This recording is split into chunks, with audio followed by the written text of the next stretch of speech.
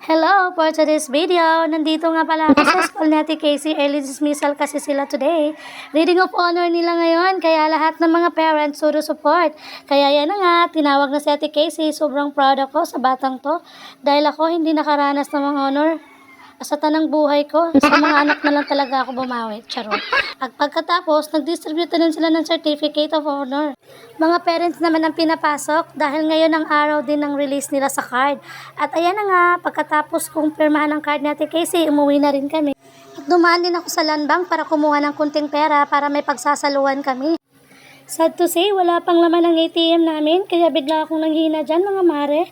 Kasi pinangakuan ko kasi si Tantan at si Casey na pag ma-honor sila, kakain kami sa Jollibee para sipagin naman sila lalo sa pag-aaral nila. At yan na nga, buti na lang may naitabihin konti ang alaga ko.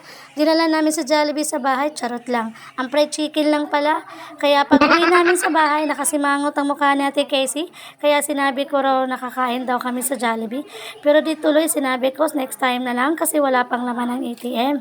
Expected date kasi namin na ngayon talaga darating. O siya, hanggang dito na lang. Salamat sa panonood. Bye!